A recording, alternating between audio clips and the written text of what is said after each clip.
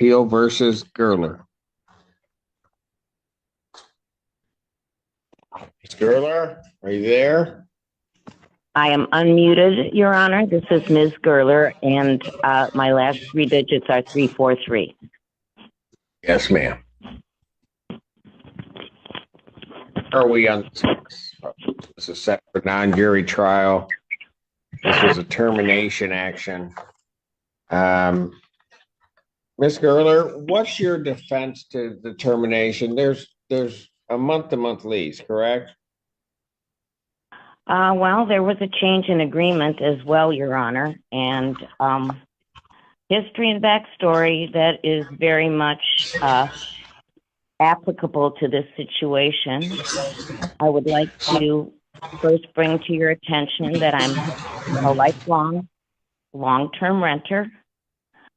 Residentially, longest term 13 years, and 8 years. Commercially, I leased an upstairs office at Nichols Arcade from Wilson White Management at that time for 15 years. I have never had a problem paying my bills or until COVID, and which I contracted in fall of 2019, which began a horrendous downhill slide of health, illness, income, and has basically rendered me indigent at age 68. I have tried to get help from agencies, and I have not even heard back from Hawk as to, after my appointment on Monday, as to, how things went. There are many issues beyond what is apparent on the ledger sheet. And when I initially agreed to move into this home, I had another one lined up as indicated previously in our hearing. I requested to stay only 3 months.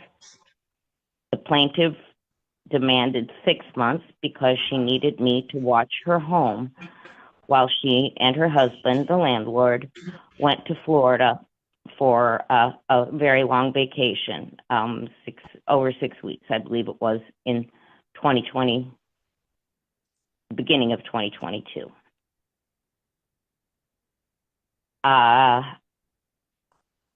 Problems arose Ma'am, can I just stop you one moment? Absolutely. All right. This is filed as a termination action. And fundamentally, the issue is going to be because of there is no lease, is going to be,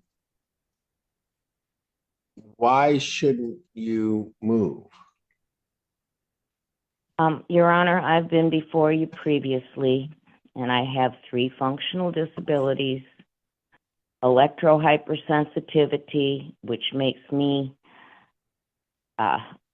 incompatible with any of the wireless utility meters, internet, Wi-Fi, cell towers, etc.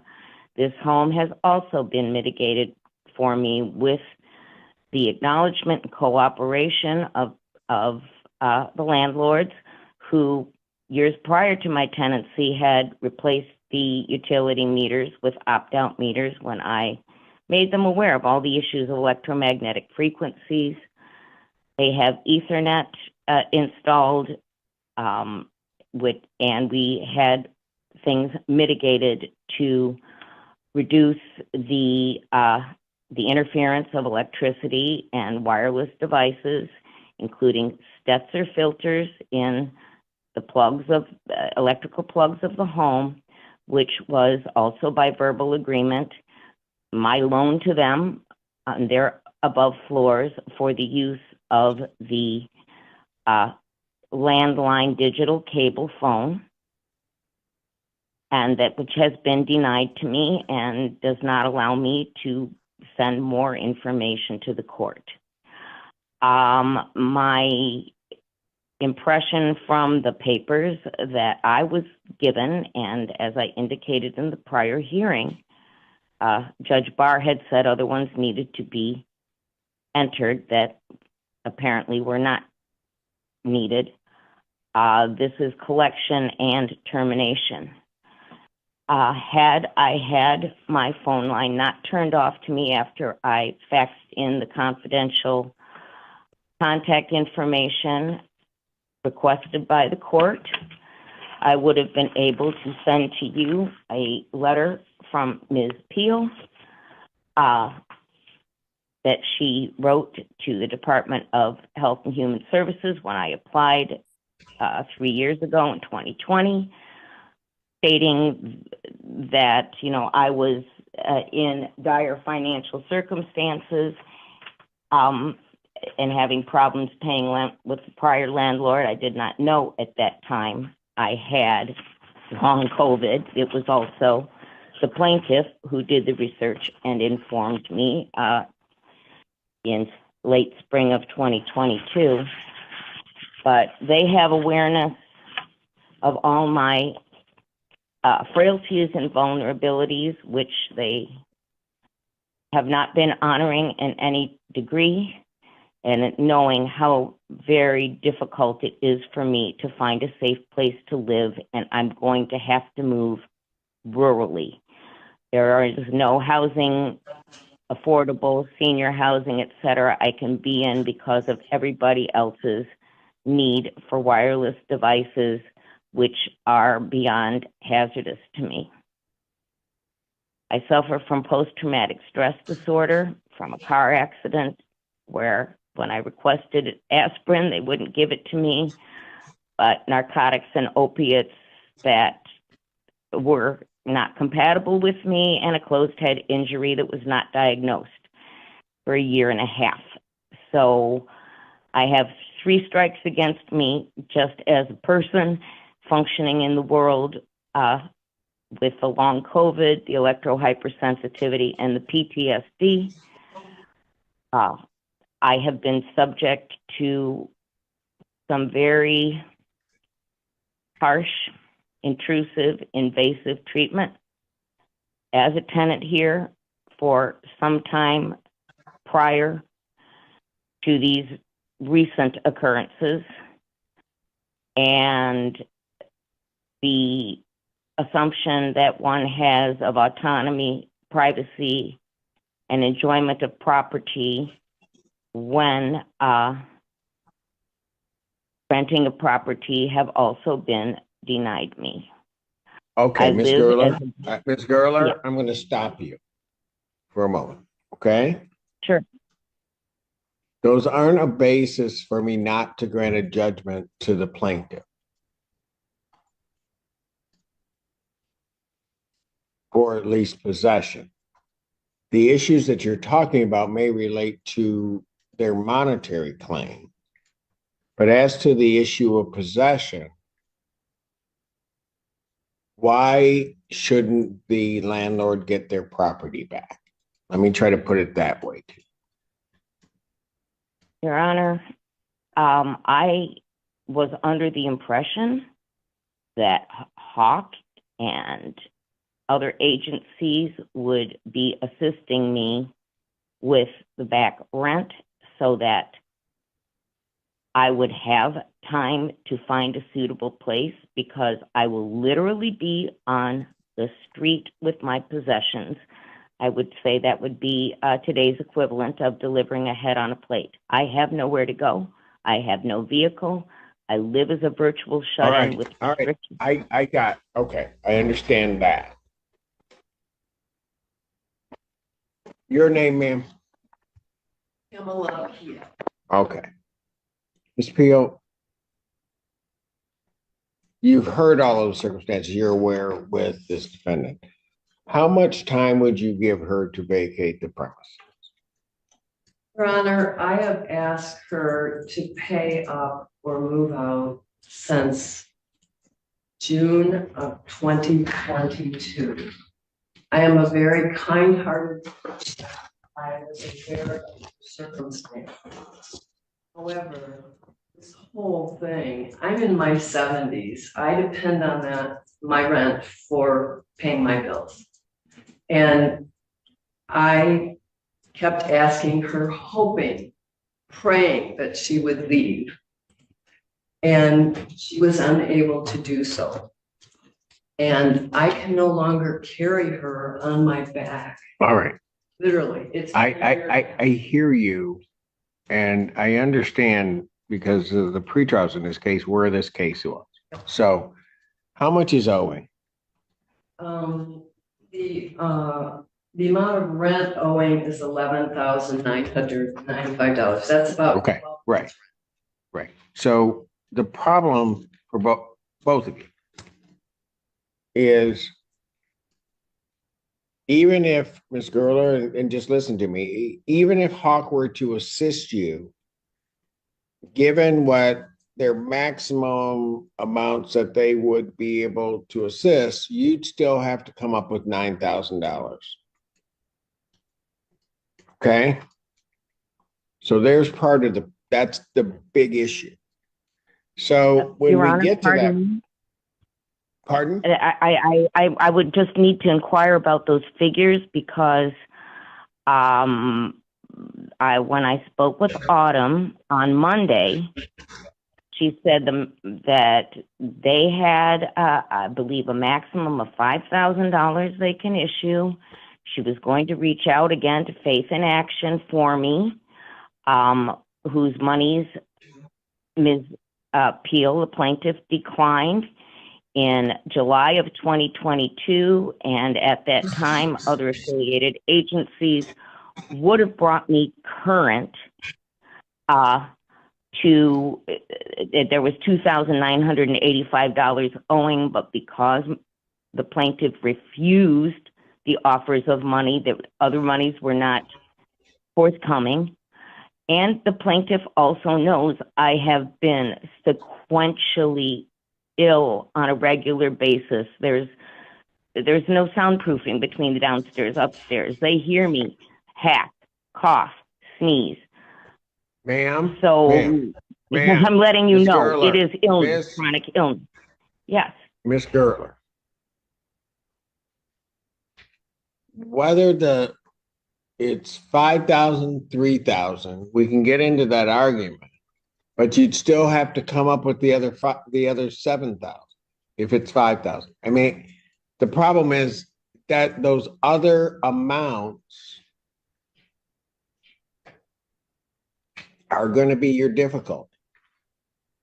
Your Honor, I don't believe that I should be culpable and responsible for the monies they declined in July 2022, the $2,985, which would knock the equivalent of $3,000 off of the total. When I spoke to Autumn, she said that she would also pursue with Faith in Action. I was denied by Department of Health and Human Services for reasons I don't know, because my mail is being held and I have not gotten that back to me. When you're only making $1,100 a month on Social Security, I don't know why I was denied, Your Honor. I can no longer work. I was self-employed. I understand that, Ms. Gerler. Ms. Gerler, I understand all of that. But when we all boil it down, the reality is the funds aren't there. And so if the funds aren't there, what's really going to end up happening is you're going to have to move. As I see it, and I'm looking at the case, it isn't a matter of whether or not you will have to, it's a matter of when. And I would ask that the landlords, knowing my circumstances and situation, please grant some lenience in this case, as they may be leaving at the end of the month to go on a 2-month Florida vacation. I have tried even to get people to help me pack, and people are not available due to our upcoming holiday. I am at this point. Okay, Ms. Gerler, let me ask you you. this. I'm weak. Ms. Gerler, In your mind, how much time do you need to move? To be very Not saying I'm realistic, going to give you sir, that much time. How much time? When could you be out? to be realistic, sir, requiring the assistance and the fact that I may move very far away, I would likely need till the end of January because I have quite a bit of things to take with me. Okay, so you need to the end of January. Yes. Ms. Peel, would you give her to the end of January to move? Consult with my husband for 1 minute.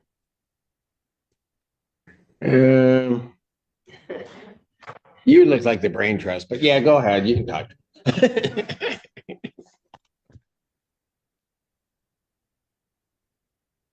Would be willing to do January 15th. Okay. So you won't do Your Honor, January. that's not possible. Oh. I apologize Miss for interrupting. It's not Miss possible, Girl, sir. Yeah. Miss Gerler, hold on. Yeah.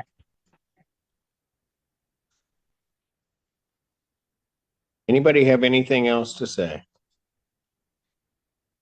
before I give you my ruling? Your Honor, if there was anything else beyond hold on, I did not hear it. This is, No, okay. I was just asking if anybody else wanted to say anything else before I issue my ruling.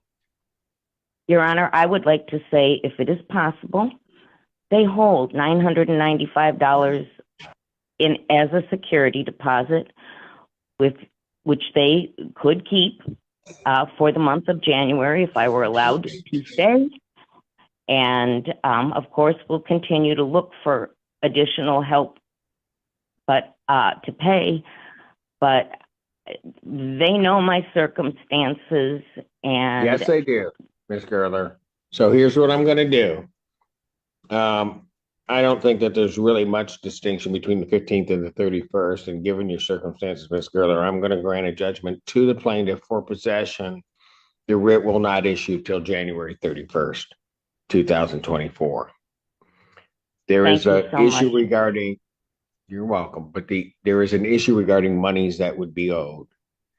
And so a trial on any additional monies that will be owed will be set for March 5th, 2024 at 9 a.m. in person. That will give time. The reason I'm setting it out to that date, that will give time by the time she vacates the premises to then you can do the inspection and you can have all of the damages that we can figure out and hopefully have it told. All right. Any questions from Your either? Honor, the only comment that I have to say, and I'm very sorry, but I cannot appear in person. I can only appear via remote Zoom. All right. Due to my disabilities. I understand that, ma'am. All right. Yes, ma'am. Your Honor, you have struggled getting into for many months now. Since I asked her to leave, pay up or leave from the possession that I filed a few months ago, October. The tenant has not paid us any rent, and she will not let us have access to our mechanical room, which unfortunately is, we have to have access to the mechanical room through her apartment. And we give her notices, and then we have people come, and she will not, oftentimes won't answer the door, or will just say, you know, whatever excuse, and then we have to continually deal with it. That's why I really didn't want to extend the time, but I understand your perspective. It's been very difficult dealing with her. And this is not great. Looking forward to this being completed. And I just want to, we do want access to our mechanic. All right. Under paragraph 10, when you fill out. Yes, Ms. Gerler. I would like to respond to that, please. Which part? The part about them wanting access to their mechanical room, or access to the apartment. I have been subjected to an increasing amount of hostile, threatening, aggressive action, pounding Okay, on Ms. the door. Gerler, Ms. And Gerler. I would allow them in to do whatever they need to do, but not by myself, with someone else. I have not resisted them. I have been literally ill when they wanted to Okay, come so in. here's, Ms. Gerler, here's what I'm gonna do. On the judgment form, when you fill that out at the counter, under paragraph 10, the defendant is to allow plaintiff access to the mechanical room upon 48 hours notice. Ms. Gerler, that will give you time to get somebody there. That's adequate notice that you, if you're gonna have somebody else go in and look, you've got the time to do it. Your Honor, that is totally fair, and I Thank am you. thankful. That's what I do. I'm very impressed with you, Your Honor, so thank you. Well, thank you, Ms. Gerler. I appreciate that. Will you put that in writing or do I need to? You need to write that under paragraph 10 on the judgment form when you pick one up the front. Okay. And what exactly do I have to say again? Defendant, you know what? Go fill out the judgment form. I'll put it under paragraph 10. I got it. Okay. I actually have it filled out, but this, it wasn't just for possession. This was. There's a money portion of it too. It's, you wanted possession and you want a money judgment, or So I can give you both of those. you can give me the judgment form. The money judgment piece I've adjourned to March. Okay, so then I don't fill out the money piece. All the rest is. Do you have the, I have a form. I didn't expect it. okay, put the names on there. I'll fill the rest out. Okay, All right. thank you. Thank you. Thank you, Ms. Gerler, and both of you have a very happy. Hang on, hold on, counsel. I'm not gonna worry about it at this point. I'm just trying to get through these. Come on.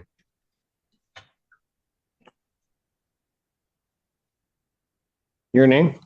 Pamela Pio. All right. Ms. Gerler here? She's on the phone. No, she's on the.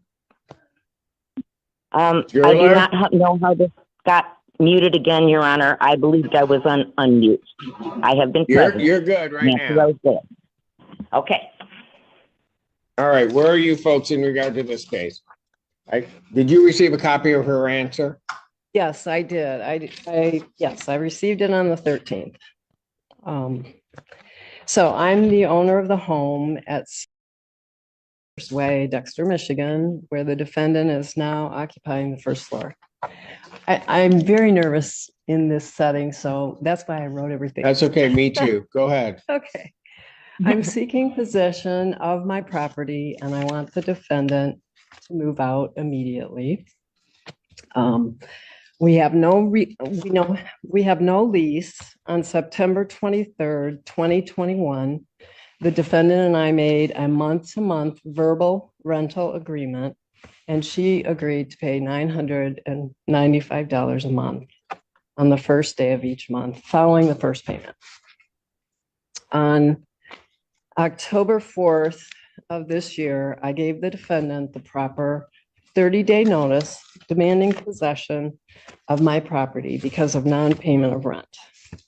Well, okay, let me stop you there. Okay, A 30-day can't be the subject of a non-payment of rent action. okay. So. All right. Do you want her to move or are you just terminating her tenancy?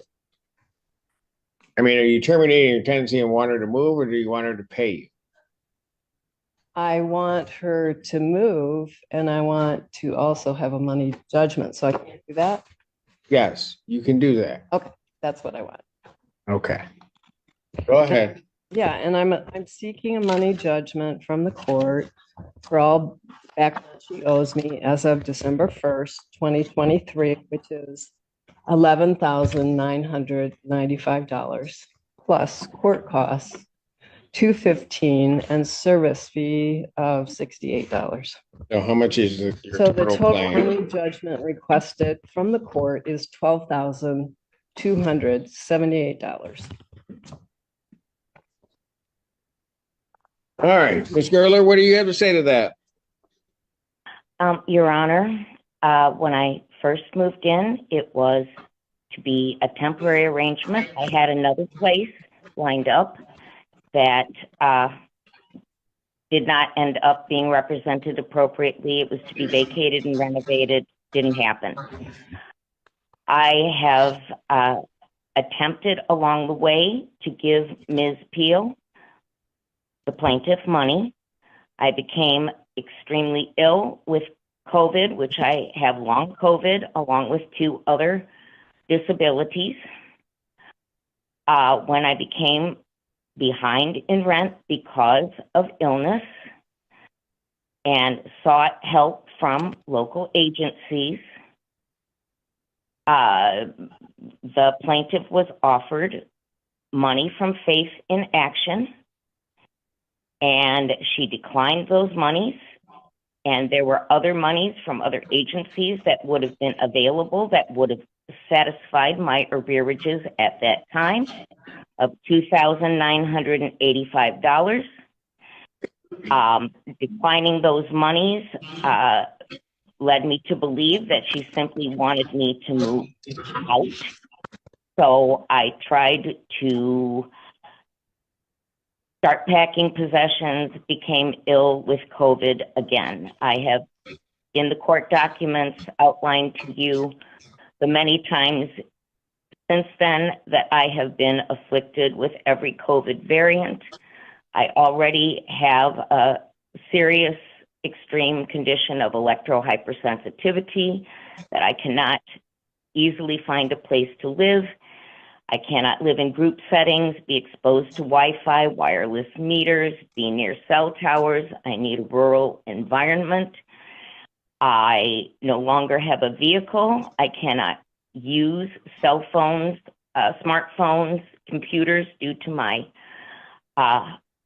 electrohypersensitivity, and I thank the court for granting this Zoom appointment at the last minute, since I was not supplied the forms necessary in the personal and mailing service I received, and was actually waiting because in our December 1st hearing with Judge Barr, he informed the plaintiff that she had filed incorrect paperwork and needed to refile. So I have been waiting for that paperwork to come, which I don't know if something changed and was not necessary. But What am incorrect now, paperwork? I don't have a notice to that. well, and that's whatever happened, Your Honor. That's what I heard in court, and I'm not privy to what happened thereafter. I am chronically ill, Your Honor. When I get well, Ma'am, hold I on. cannot work. Yes, ma'am. I spoke with my attorney counsel yesterday, and she said my paperwork was fine. I think it was just not clear to Judge Barr what I wanted because I didn't know how to present my case. So, Well, but yeah, I actually see what Judge Barr is saying right now. Well, you filed 2 different notices. That's why. I got it. It's fine. I think. Hold on. That's not that one. Right. You filed 2 different ones, but you got, it appears to me, the correct paperwork. Your Honor, So- just to respond, that's what I heard from the judge. And my legal Yeah, but counsel, this is another judge saying that that's wrong. It's correct. and that's fine. I have no problem, but I was Okay, waiting good. on that paperwork. I know that the plaintiff is someone who tries to do things appropriately, but what did not happen appropriately with this home that has been a long time rental is that there is no certificate of compliance on file with the township. And the Okay, so application, when are you going to move then? Your Honor, I have had to deal with all the demands of the court, so I cannot explore that yet because I was required to apply for SER with the DHS, which was the What started as a routine eviction hearing quickly became something far more emotional. Instead of arguing about unpaid rent, the tenant described years of hardship, chronic illness, and financial struggles. She explained that a home had been specially adapted for her medical condition and insisted that finding another safe place to live wasn't just difficult. It was nearly impossible. She hoped those circumstances would convince the court to give her more time or stop the eviction altogether. I've been packing and moving things out of the house, which they have witnessed, but because of my extreme sensitivities, it is not easy for me to find a place where I can live safely. I have just recovered from my last bout with COVID, which has severely impacted me for the last 4 years and created these issues. And I have also... Ma'am, I understand all of that. The question becomes, when can you move? That is a question mark to you and me both, Your Honor. I do not know. I have nowhere to go. I am solo in this world. I have no vehicle. My car broke down June of 2022. And my situation is not a good one because of chronic illness. My energy is not reliable, and sometimes 12 hours in the bed. Okay, ma'am, I can appreciate all of that. But you also have to understand that the landlord is entitled to her premises back.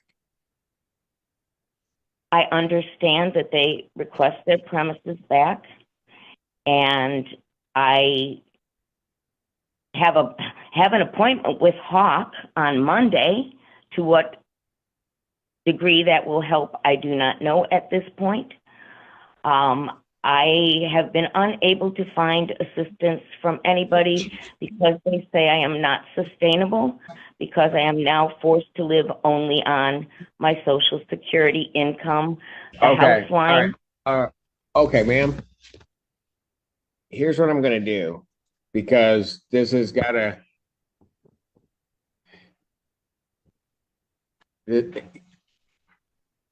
I understand the difficulties that you're telling. I also understand that the landlord needs to resolve that. So I'm going to set this for a trial. You raised some issues in your answer, but I'm going to set it for now. Yes, ma'am. When I talked to my attorney, she said that there is no requirement for the compliance regulations in Webster Township where I live. And she's an attorney from Dexter. So. Oh, they know more. They know more than us so- here, us other country folk from Pittsfield, or what? I guess. I don't know. That's what she said. Is that correct?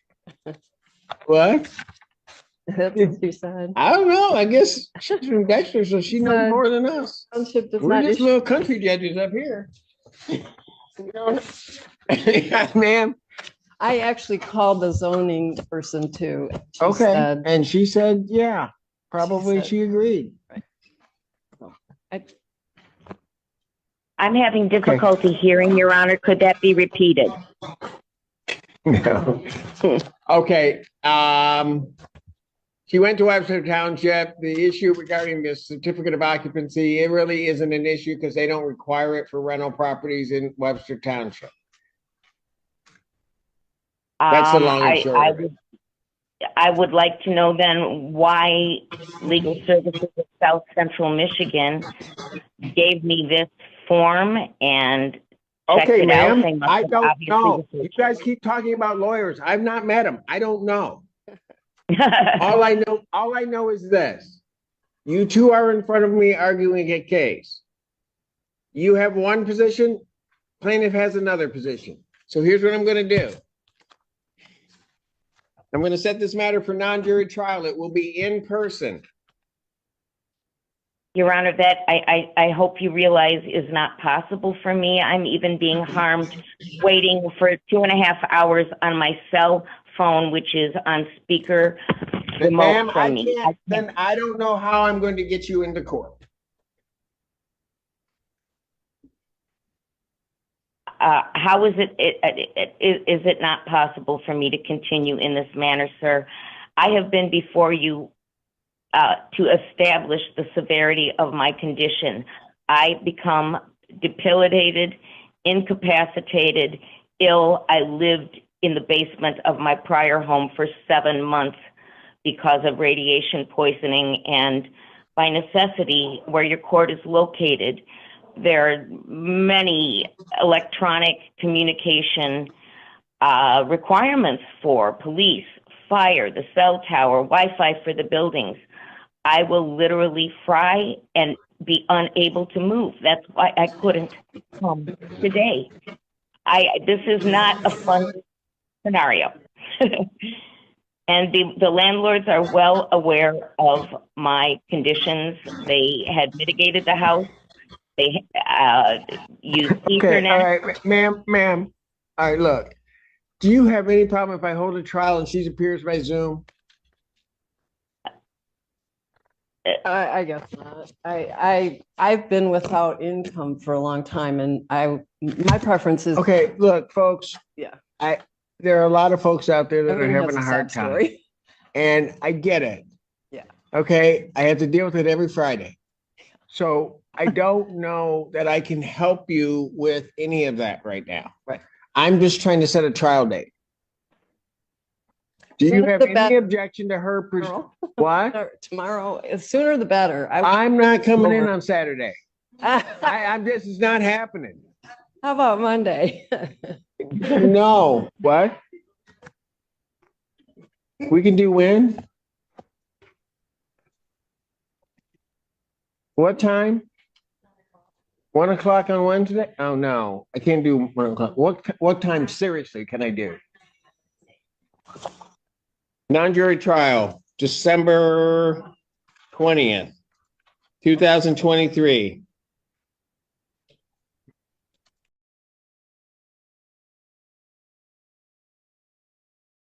The judge listened carefully, but eviction cases are decided by legal standards, not emotions alone.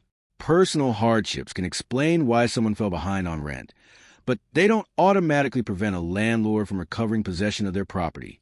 As the tenant continued explaining her health conditions, long COVID, and failed attempts to get financial assistance, the judge brought the discussion back to the central legal issue. No matter how sympathetic the situation appeared, the court still had to answer one critical question. Did the landlord have the legal right to regain possession of the property? That single question would ultimately determine the outcome of the entire case.